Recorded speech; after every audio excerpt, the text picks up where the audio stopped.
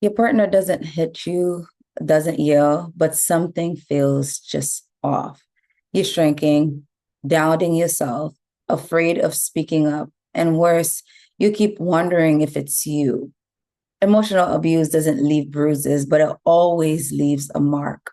Today, I want to help you see the sign that you've been taught to ignore and remind you of what real love should be like. So today in this video, we're going to cover emotional abuse. I'm going to talk to you about 7 clear signs that you may be in an emotionally abusive relationship. And of course, that abuse is not gender specific. Abuse can come from a man and a woman. So if you're a man watching this video, keep watching because some of these things could also be very real for you as well. Emotional abuse is a pattern of behavior where a person consistently uses words, actions, or attitudes to pretty much manipulate you, belittle you, or to belittle you as you are in this relationship with them. Emotional abuse is one of those things that messes with your mind to the point where you don't even realize that it's happening sometimes because there's a pattern and a cycle to it that can make it happen continuously in your life and you never really recognize it. You feel inside that something is off. You feel inside that something is going on that you should be paying attention to or that something is not right in this relationship. But overall, because there's often a balance of good and the bad, of the good and the unpleasant, then you often find yourself remaining in that relationship and not being able to fully recognize the signs of emotional abuse. So, the first thing that sometimes happen when somebody is verbally or emotionally abusing you would be the silent treatment, or in Gottman terms we call it the stonewalling. Stonewalling is pretty much emotional disconnection that is used as a punishment towards the other partner. So when you guys, when you maybe have not done the right thing, or when you have not behaved the right way, when you have not something that is pleasant to the other person, to your partner, they pretty much ignore you. You could be talking to them and there is no response. You could be trying to engage them and they're not engaging back with you, and they're pretty much stonewalling you or giving you the silent treatment. They're not responding to your request. They're not doing the things that you would like them to do. They're not participating in the things that you guys agreed to do. This is a form of emotional abuse, and that is often used as a punishment to teach you that next time you should not behave in this way, that next time a different behavior is required on your end. The second thing is that they shift the blame. You feel in the relationship that everything is your fault. You feel like, yes, we may be talking about something, you may be bringing up something that has to do with them and what they did wrong, but overall the conversation ends up talking about the things that you are doing wrong. And it's consistently in this way that there are more than once or twice or 3 times that you've noticed, yes, I'm bringing this thing to you about this thing that you are doing that is not making me happy. But overall, the conversation always ends up being about what it is that I am doing that is wrong in the relationship. So they shift the blame on you. You could be saying, hey, you did this wrong, but they're bringing up things that you do wrong. And that is manipulation that is very well hidden. The next thing is isolation. They slowly cut you off from the people that are your support system. They slowly cut you off from the people that are in relationship with you. So you will find that it may become a problem for you to hang out with your family members. It becomes a problem for you to then go and have some time with your friends because all of a sudden maybe they have something to do with you or they have something for you to do at home. They begin to speak badly about the people that are in your environment so that you wouldn't go out with them or spend time with them. That they begin to isolate you because they make themselves as the most important thing in person in your life so that you wouldn't go and hear the truth from anyone else, because the less people you have around you, the easier it is for them to maintain the narrative that they are feeding to you on a regular basis.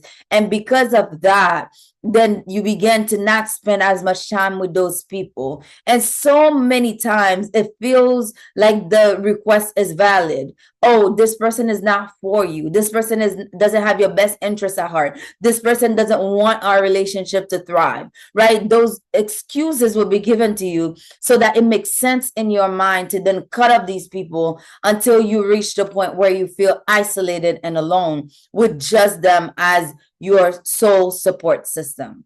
The next thing is that they will criticize you or belittle you. They would often disguise this as jokes or as honesty. I care about you. I'm telling you the truth. If I don't tell you, nobody who else is gonna tell you? I'm on your side. But they're not encouraging you. They're not helping you. They're simply criticizing you, and that ends up making you feel worse about yourself. That ends up making you feel bad about you and how you are overall, because the criticism comes to pretty much put you down so that you can feel all the time that you have things to fix about yourself. Because most people who abuse others, they don't have a lot of self-worth about themselves. So in order for them to feel good about themselves, they often put other people down. And the worse you feel about yourself, the better they will feel about the way that they are, because they can then focus their attention away from themselves but put it on you and focus on your flaws. And they take extra time to belittle you. They take extra time to criticize you so that you will not be able to feel like you are better than them, and they can always feel higher and better than you. The next thing is that they withhold emotional stuff from you. That you feel like their love in a way has to be earned. That you feel that their love and affection have to be earned. So if you need a hug from them, if you need a kiss, if you need to get intimate with them, that they begin to make you feel like, okay, you weren't good, and therefore this is being withheld from you. Love, it should be freely given. Love should not be earned in any way. Your partner at least should not make you feel like you have to earn their love. And oftentimes these people would ask you, prove to me that you love me, prove to me that you care for me, prove to me that you deserve this affection. It is because inside they need the reassurance because they're not secure in themselves. So therefore they're asking you over and over again to continue to prove to them that you love them. And they would often make you feel like you have to earn their love. And I'm telling you that your love should not be earned. Love should be freely given through someone that you care about, to someone that you appreciate and that you love. And the next thing is that you feel like often that you're walking on eggshells, that you fear their reactions, you fear how they're gonna behave, how they're gonna react to certain things. So you make yourself smaller. You make yourself smaller. Certain things, you don't bring them up anymore because you've been conditioned over time. And the thing with emotional abuse is that the conditioning doesn't happen in a moment. It doesn't happen in a week. It happens over time, that the more time you spend with this person, that they begin to teach you the behavior that is acceptable. They would just need to yell at you one time and say certain things to you one time, and you have learned from that and to avoid that once and for all. So they've trained you to know that if you were to get out of line, this is what would happen. This is what you have to look forward to. And most of the time, the brain doesn't need a lot of reminders that once something happens that make you afraid enough at an intense enough level, that the brain can adapt itself to not behave in that same way. And the thing is, they don't have to do much the next time you do that same thing. They just have to do something that is enough of a reminder for you to be able to recognize that this is similar enough to the last thing that happened. So you begin to walk on eggshells, and you begin to not behave in a certain way to be able to keep yourself from getting them to the point where they're gonna react in that same way, or they're gonna do something that is pretty much going to cause you to have those same emotions of fear. The last thing and the most important thing, I believe, because it goes undetected a lot, is they gaslight you. They allow you to constantly question your reality. So sometimes in abusive relationships that also have a hint of infidelity in it, they will make you feel like you're the one who's doing the things that they're doing. So if they are cheating on you, if they are doing these things, they are crossing boundaries with other people, and you've expressed that you don't feel comfortable about that, they will begin to make you feel like you're the one who's doing what they're doing. They begin to make you question the reality. They are so well versed with words that they are able to have you question whether you're right for bringing this thing up at all, because of course what they do is they shift the blame enough to make you feel like everything is your fault. So the gaslighting is very easy, to the point where you begin to question, am I right? Am I getting this right? Am I remembering my facts correctly? Did I get the facts right to be able to bring this to this person? So they use the words and they flip the reality to get you to question your own self when they actually know the truth of what it is that is going on. And of course, like people that are emotionally abusive, this abuse is flowing from their own brokenness. It's flowing from the places in their lives that need healing. It's flowing from their own insecurities, their own things that they believe are true about themselves, that their minds and their hearts are working overtime to be able to help them hide it about themselves, because accepting that this is a reality about themselves is very costly. So they spend a lot of time to make you feel this way in a way of self-protection for their own selves. So it's not all the time that this is something that the person goes and sit down and crafts and put it together to make you suffer. It doesn't happen this way, which is what makes it a lot harder as well, because it's not coming from a place where I'm planning this for you. I'm choosing to automatically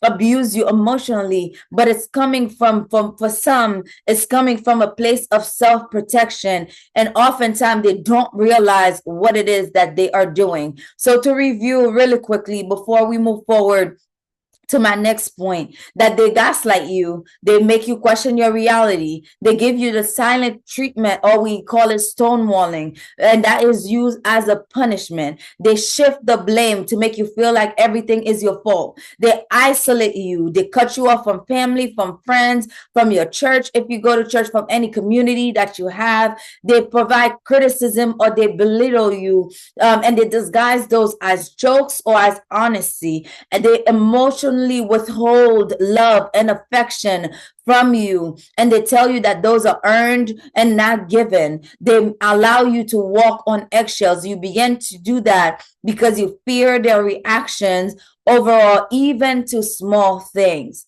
So why is emotional abuse hard to recognize? I believe that it's hard to recognize because there is a cycle that happens. The abuse happens, and then they apologize because they recognize the impact of their actions on you. They give you affection, which is the thing that you're seeking in the first place, because they've been withholding it. And then the abuse happen again. And you find yourself stuck in the cycle over and over and over again, and you're not able to break free of it because the affection makes you feel like you guys are good, and then the abuse happens again, which makes you feel confused because you are just filled full of affection, full of love, where you feel like, and they give generously when they do give the affection, so that the abuse, when it comes back around, you can feel like, oh, like, no, but this person loves me. And that's what messes with your mind and causes you to remain in that cycle. And I want to address this next point very carefully, because I believe that it's specifically for Christian women and Christian people, that they believe that holiness is equal suffering. That the more I can suffer and remain in this marriage, it means that it's the most holy. God's heart for you is not to remain in an abusive relationship. God's heart for you is not to stay in a place where the other person has no desire to change and no desire to be able to treat you the right way. And you suffering in a marriage was not his intentional desire for you. And I want you to actually just remember that was not his intention for your marriage overall. So if you find that you've been in a marriage for 20 years, you've been in a relationship for 15 years with someone that is emotionally abusive, and you've addressed it and there has been no change, you've addressed it and they have not been willing to do anything about it, maybe it's time for you to consider what the options are for you to take yourself to a different place, for you not to be able to endure this abuse anymore. And I say this very carefully, and please listen to God, to what it is that he's saying to you personally. But if you have been in an there's a good abusive relationship, there's a good chance that your brain's chemistry has already changed to adapt to the abuse. And it will be very hard for you to move away from it. And it's not only on you to maintain a healthy relationship. A healthy relationship happens when two people come together and decide that they are going to have a healthy relationship, that they are going to treat each other like Christ says that we should treat our partners, that they are going to submit to one another, that they are going to love each other, that the husband will love the wife as Christ loves the church, that the wife will decide to honor and respect her husband. And one doesn't go without the other. And I say this carefully so that you can recognize that if you've been in an abusive relationship for a long time, that there may be time for a change. There may be time for you to rise up and stand up for yourself and not disguise this suffering thing as something that you're supposed to be in forever, because God hates divorce. And if you want to learn more about that stuff, I have other videos that talk about that. And I want you to think about those 7 things. And of course, it's not all inclusive. Think about those 7 things and really sit down with yourself and figure out, am I in an abusive relationship? And if you are the one who's giving the abuse, decide to make a change. Decide to heal yourself so that your partner can be safe, can be happy, because your partner does not deserve that, nor did they sign up for that. But if you find yourself in an abusive relationship, go and talk to a therapist. Go and find a way to heal yourself. Go and find a way to figure out how to remove yourself from that situation. Because the abuse will impact your mind. It will eat at your mind over time to the point where you're going to feel like you're going crazy. And either way, seek out professional help to be able to help you navigate the impact of prolonged emotional abuse, if that's you. And if it's just starting, you can cut it out right now. You can cut it out right now and allow yourself to shift and move to a place that feels safe, that feels good, and that feels healthy for yourself. If you enjoyed this video, please like it and subscribe to this channel so that you can receive more videos that are similar about relationships, about abuse, about those kind of things, so that you can build a relationship where you thrive individually and together. I will see you all in the next video, and have a wonderful day.